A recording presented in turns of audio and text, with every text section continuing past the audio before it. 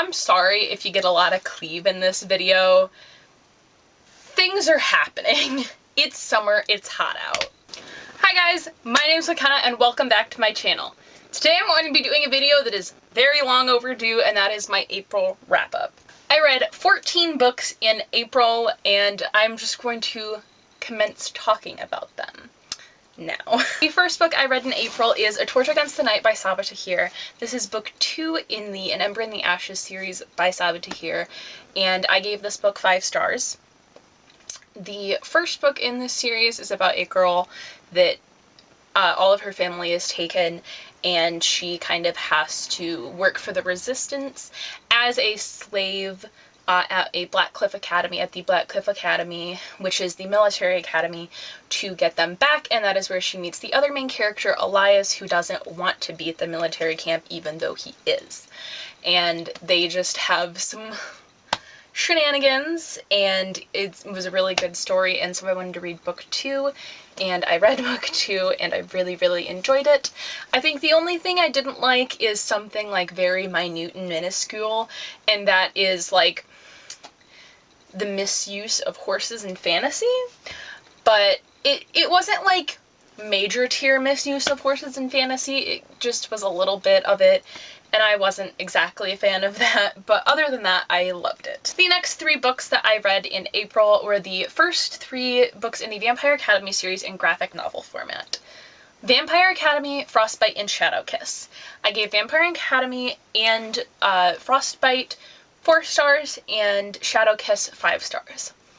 I reread these because I previously read the first 3 books in the Vampire Academy series years ago, and I've been wanting to get back into this series, but I didn't know the best way to recap it because I didn't want to reread those 3 books, and then I found these at my local library and I was like, that works. So I read these. I'm honestly not 100% sure how to explain Vampire Academy. It's an academy for vampires, and there are like 3 types of vampires, and they're fighting the evil vampires. And Rose Hathaway, the main character, her best friend is the princess to something. Good way of explaining it, but that's basically it. Next book I read this month was Marked by PC Cast and Kristen Cast, and I gave this 1.5 stars. I was really in the mood for like a trashy read, like a guilty pleasure read, and this was on Scribd, and so I read it and gave it 1.5 stars. You could tell it was written in the 2000s, and it was a 2000s vampire novel, categorized by the hot male lead, the bitchy boyfriend of the male lead, the incessant stereotypes that honestly made me a little uncomfortable at times, the girl hate, the slut shaming, all that good stuff. You can tell that it was the 2000s vampire novel. There's really not much to say other than that. The plot wasn't that great.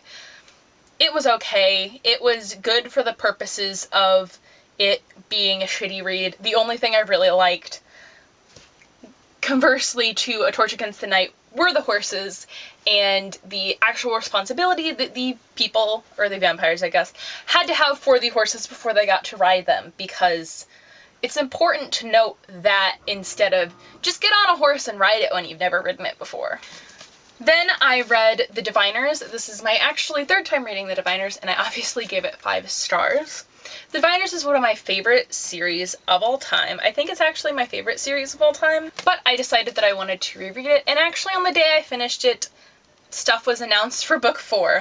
But I ended up giving it 5 stars. If you don't know, The Diviners is set in 1920s New York, and it follows the main character, Evie O'Neill, as she is taken from Ohio because of a trick that she pulled at a party where she accused the town golden boy of knocking up a chambermaid, and she used a power to read objects to do it, and these powers, the people that possess these powers, are known as diviners, and we meet a couple other diviners in this book, and shenanigans in 1920s New York. It's great. I highly recommend it. And then I read Bull by David Elliott, which I gave 4 stars. Bull is a book of the myth of the Minotaur told in verse, and it was so good. I didn't expect to love it as much as I did, and I listened to the audiobook, which made for a great reading experience. And one thing to note is that the guy that narrated for Poseidon sounded almost exactly like Daveed Diggs, so it felt like I was listening to an audiobook narrated by Daveed Diggs, and that was a great time. The next book I read in April was For Everyone by Jason Reynolds, which I gave 3 stars. I really enjoyed For Everyone by Jason Reynolds. It was just like really too short for me to be like all 5 stars. It, I think, was like a 20-some minute audiobook. I read it in one drive, listening to it on 2 times speed. It was not even fiction. I think it's it might be fiction. I don't know. It's like a letter to everyone about like dreams and that kind of thing. And like I said, I did enjoy it. It was just too short to be given more than like 3 stars. Next this month, I read Voices, The Final Hours of Joan of Arc, also by David Elliott, which I gave 2.5 stars. I didn't like this book as much as I liked Bull. I vastly prefer Bull to this if you are looking to get into David Elliott books, because Voices really did know a little bit about Joan of Arc going into it. My biggest, like, qualm with it was that the author expects you to know so many different people in Joan's life.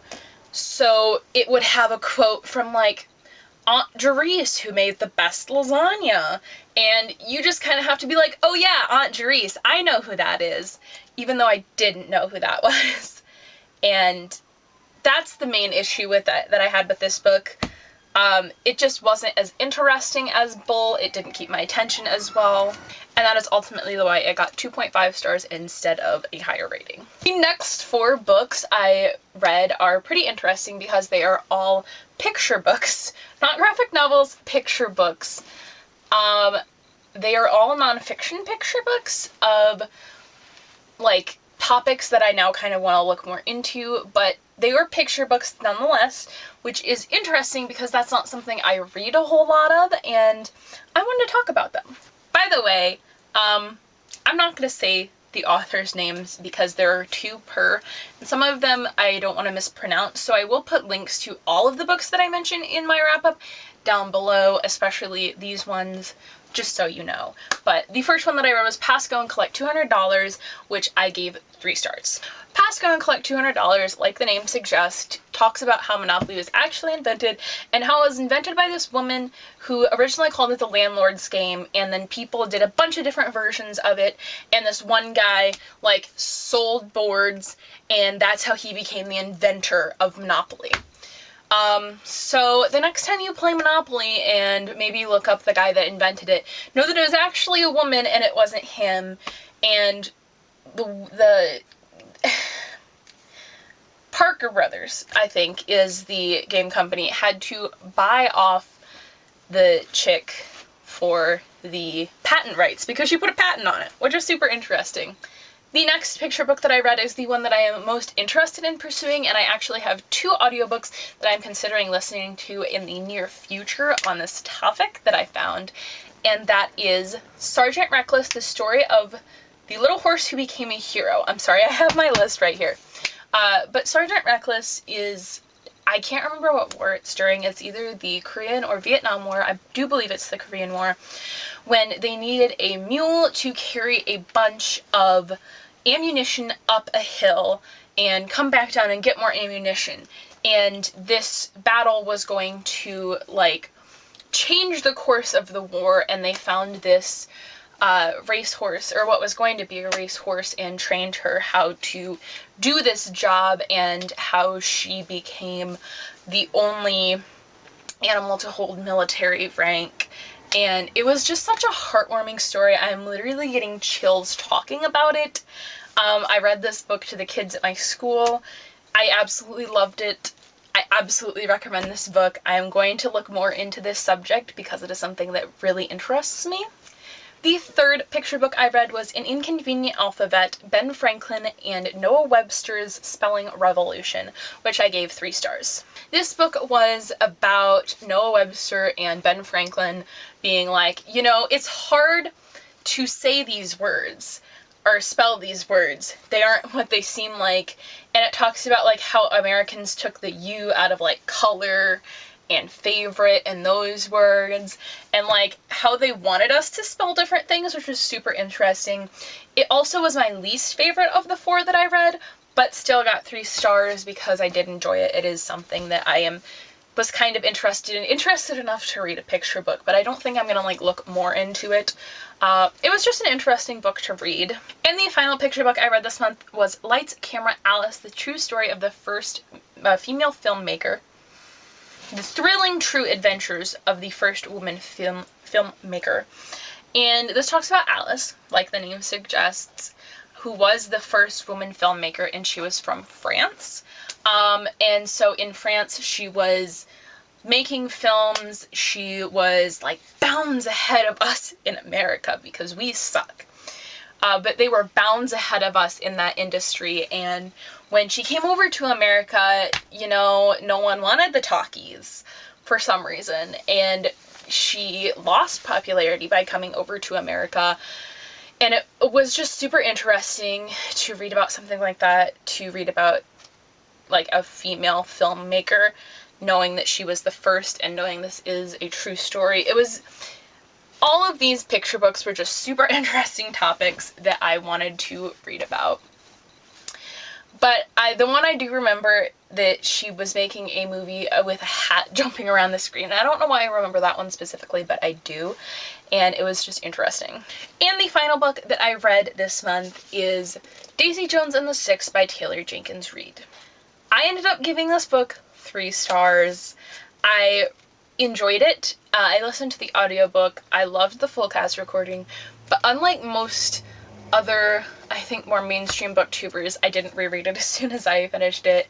I don't have that much of a desire to reread it. I enjoyed it, but the ending kind of ruined it for me. I did write a full review on it in my Goodreads. My Goodreads review talks about all of my issues with it. I just feel like Taylor Jenkins Reid contradicts everything that she did throughout the story in the, like, final part of this book in the ending. I feel like everything she did with the character Karen kind of got demoted when I read that part of it. Not because of how Karen ended up, but because of everything else.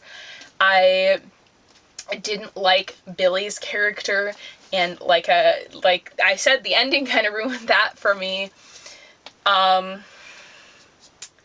It wasn't a favorite of mine. I did really enjoy my time reading this story. I have been thinking about this story quite a bit since I read it. I do think it has an impact, and it is very interesting. I think Taylor Jenkins Reid has a great, like, way of telling her story. And so it makes me a little more excited to read The Seven Husbands to Evelyn Hugo, but I don't know.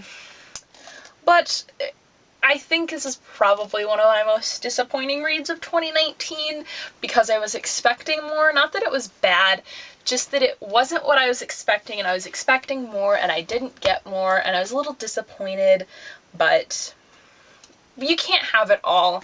So those are my thoughts on that. So those were all the books I read in April. Let me know down in the comments below what books you read in April, if you read any of these books, if you share any of my opinions. And as always, make sure to like and subscribe, and I will see you sometime for a new one. Bye!